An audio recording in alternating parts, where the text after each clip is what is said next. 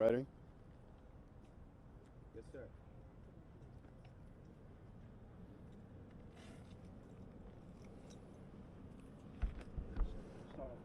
Okay, sure. Good morning. My name is Greg Francis, and I'm a partner in the law firm of Osborne and Francis. We're here today to, on behalf of this grieving family, to get answers to countless unanswered questions that the family has regarding Alhaji Sow's death. My firm has been retained by the family to conduct our own independent investigation into how and why this incident occurred.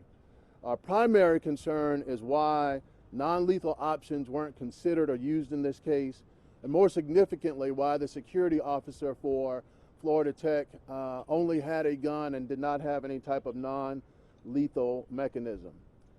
On a college campus, there will undoubtedly be mental health crises that will have to be addressed by the officials of that campus.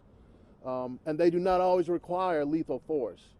The campus security officer's only mechanism of dealing with students is a gun, untold lives will unnecessarily be lost and or negatively impacted. We're also investigating the crisis management training required of the Melbourne police officers, Melbourne police force, and if such mandate requires Florida Tech to also have that type of training and to implement it. And if there was crisis management training, whether that was implemented, whether those steps were followed, whether the use of force matrix was followed in dealing with Alhaji and his mental health crisis. We know that for the sake of students on campus, we demand today, on behalf of this family, on behalf of the students on Florida Tech campus, that there be some crisis intervention training of that security force on campus. We'll get to the bottom of this unbelievably horrific situation. We'll get answers for these parents and other students on the Florida Tech campus. We do not want another life to be taken senselessly.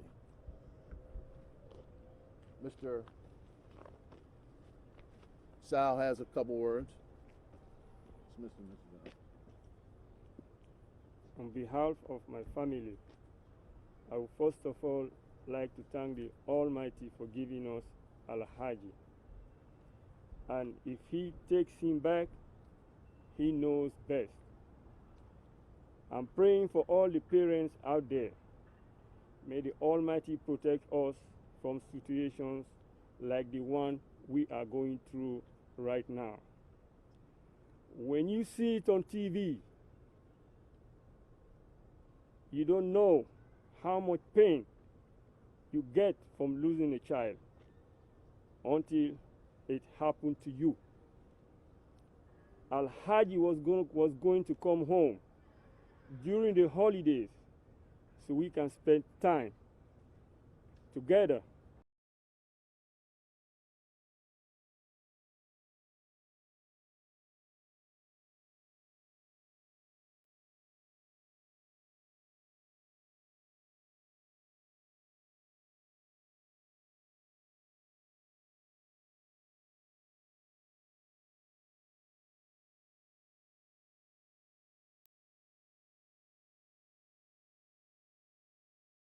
Questions? Greg, do we have any idea as to what prompted the student to do what he did? No, this is that we're still in the preliminary stages of this investigation. Certainly there have been comments that have been made, but that's why we're here to do our own independent investigation to find out, whether there are different perspectives on exactly what caused this, and ultimately get answers for the family. Any history of mental illness? No history of mental illness in Alhaji. He was a first semester student at Florida Tech. However, he was a sophomore by classification because he had achieved his AA degree in high school by taking dual enrollment courses. Alhaji was an exemplary student, which is evidenced by the fact that he was admitted to Florida Tech. Right, and how's the police department? Are they cooperating with you, the Melbourne Police Department? Have you reached out to them? Are they going to participate or help you with this independent investigation? Well, they certainly are not going to help with our independent investigation. I suspect that they are doing their own investigation as well as with FDLE. We'll wait on the results of the FDLE investigation, but the family is not comfortable with simply taking the investigation of those who actually took the life of their son. Do you know if they were they wearing body cams when this happened, the security at the Florida Tech or the police themselves? Well, we certainly are going to request that. It's my understanding that, Melbourne Police Department do utilize body cams, so we're going to be requesting all body cams, surveillance videos, and/or cell phone videos if those are available. Obviously, those tell, say a lot about the story. You're talking a lot about mental health. So does the family believe Alhaji had a mental breakdown? Well, that's what we're here to find out and try to figure out is, obviously there was a mental health crisis in the sense that this was a behavior that was not consistent with what he normally does or is. And I think even talking to many of the students, they will tell you that he was a very calm student, never had any issues or anything. So, in their impression, there had to be some type of mental change in him. For our viewers who do not have sympathy for Alhaji, who say the police action should be praised, what would the family like to say to those who have a different opinion of the circumstance? Well, the family would say simply that this is a college campus where there undoubtedly will be mental health crises by a number of students over the course of time, and they do not always require lethal force. In this case, Alhaji had retreated, had barricaded himself in a room, at least that's what the initial investigation is showing, and we believe that non-lethal force could have been used to subdue this 5'2", 120-pound young man. Did Alhaji hurt other students? Again, that's we're beginning that investigation, and we are certainly looking into that. That's something that will be considered. But certainly at the time that this incident, the ultimate confrontation occurred, there was no threat to any other students at that time. Are you releasing a picture of him Yes, we'll release a picture of him. today? Yes. He was just home for Thanksgiving, right? What was that like? He was home for Thanksgiving. Yeah, it was good. It was good. And even to the day that he got killed, I spoke to him on the phone because I'm a truck driver and I was on my way coming from Seattle, Washington. I left him at the house on Monday and he came back on Monday. So he calls me every day, checking on me. So that was a good feeling having Alhaji back home for those couple days, because when he comes to school, he stays for a long time. So it's just those couple days that he comes home, that's all we have with Alhaji.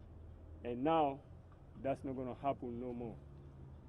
Was there anything that led up to this event, this incident that the family knows of? Because I spoke with a student on the campus on Monday, and he said that there were a string of incidents, string of things, as he put it, that led to, as putting this in his words, a break. Is there any indication what might have led up to this that would cause a break with Alhaji? No, obviously that's one of the seminal questions that we want to address in our investigation is, what exactly was the cause of this? The family's certainly not aware at this point, and we're not aware of any specific incident or a series of incidents that led up to ultimately him being killed. Are you planning to pursue any legal action as of right now, or are you waiting for the investigation, investigation to be complete? Sure, yeah, we're going to wait for our investigation to be complete. We don't want to, move forward on speculation at all. We want to make sure that we are on solid footing and understand exactly what happened, why it happened, and taking, Alhaji's life. Do you know what building he was confronted and shot in? We don't even have those details. We don't have those details currently either. Like I said, I've just been retained, and we're beginning our preliminary investigation of that. Do you have any idea? We heard from some students he had a knife, the other one said he had a scissor, and that was the, bladed object. Kind of heard some stories on that. Do you have any idea about that, or is that something you're still looking into? Right, certainly that's something that we're investigating, looking for to find out exactly what happened, how it happened. We'll be with our own investigators also interviewing students as they agree to be interviewed, so that we can get to the bottom of this. We don't know exactly what happened. And And again, you say there was no signs of mental peril, any issues with a roommate, any issues with classes, nothing like that? There were no issues that the family was aware of in terms of causing this mental break. But again, that's why they've hired us to do that investigation and try to figure all that out. What did Alhaji want to do with his future? He was trying to do cyber security. What attracted him to Florida Tech? Your family is from the Atlanta area, right? He got accepted from Georgia Tech, but they did not have a space for him until next year. So they told him to go somewhere for his first year and then go back to Georgia Tech. So that was his choice. And I trusted his choice, and then I let him come to Florida Tech.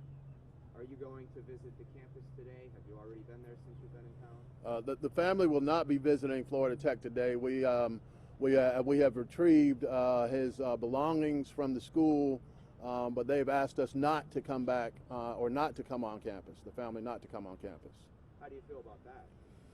Well, I think it's a little insensitive, given the situation. I would think that they would have been a little more amenable to allowing the family to have some closure, but they have their processes that they are following, and that's why there's an independent investigation. Why did they cite that? Why did they say they couldn't come on campus? Was it security? Was it privacy? Why did they say no? There was no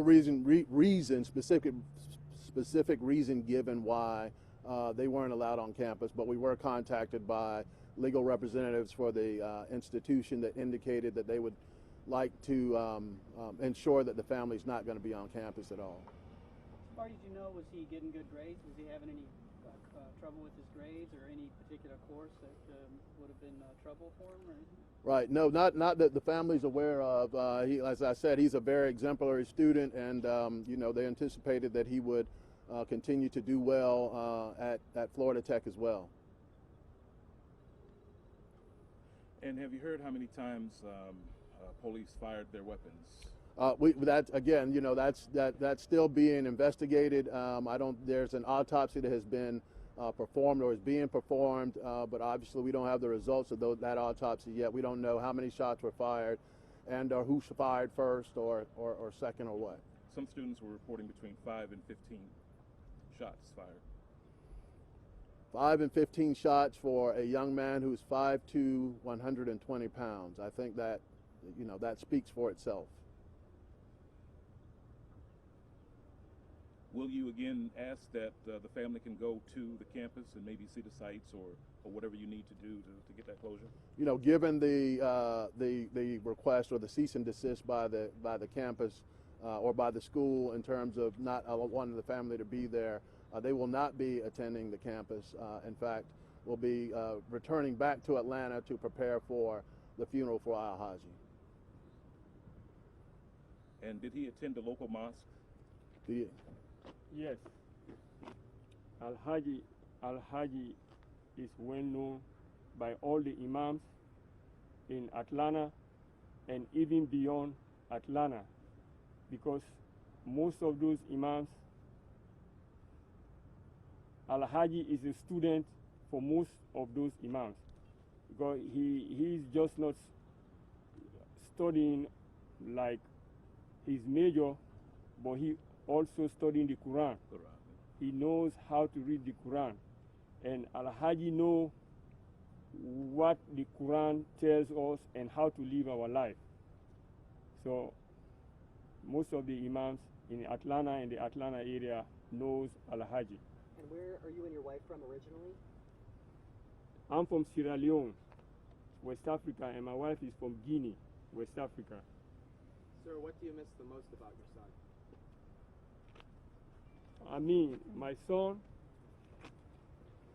he serves, Alhaji don't go nowhere. He stays on. Alhaji is an obedient child. Even Alhaji is good. Even if you kill a fly, like when you kill a fly at the house, Alhaji will say, don't kill that fly. That fly have a life. That fly have a right to live. So when they told me about Alhaji, when the school called me about Alhaji, I was driving. And then I told them that's not my son. I said, I know my son. That's not my son. Alhaji is not going to take a knife. But if Alhaji have a knife, something happened in that campus to make Alhaji carry a knife. If Alhaji had a knife, that's exactly what I told the school. So. Sir, what time did you get that call? What time did you get that call? That was between 10 to 11 a.m. Kentucky time. So that's maybe like 12, between 11 and 12 you guys time. So it was after midnight? No, a.m. A.m. in the morning. Saturday morning. Yeah. Right. Yeah. Right. Saturday morning. Saturday morning. So Almost 12 hours after the incident. exactly. Right.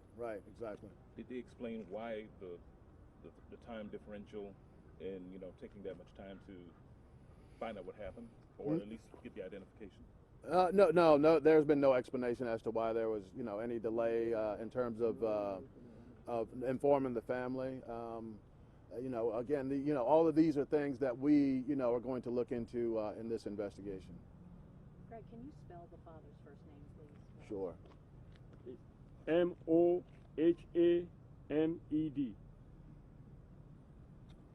And the mothers? And Adama.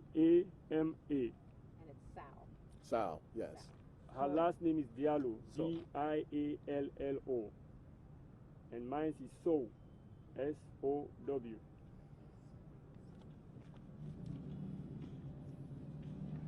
Do you have a card? I do.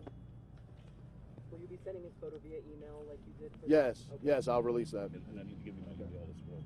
Okay. Is it possible to get it before noon? Yes, I'll work on that right now. Absolutely. Any other questions? Okay, I'll work on getting that picture released as soon as possible. Thank you. Thank you. I'm sorry?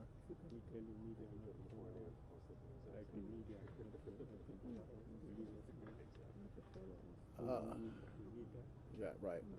The last thing the family just requests is that, at this point that they not be contacted directly, given the fact that, they're in a grieving process and would like to, have Alhaji buried and begin the closure and just won't be making any other statements at this point. Okay, thank you. Thank you. Good morning. Thank you. This is, I know, scratch it up. Okay. I don't have any cards, but JD Gallup at FloridaToday.com, also USA Today Family. Okay, all right. Thank you. All right. Thank you very much. This is another Thank you. question, Thank you. Really quick. Thank you, sir. Can I have your card too? Thank you, sure. Thank you. So, one of the things I'm going to mix mushrooms and pellets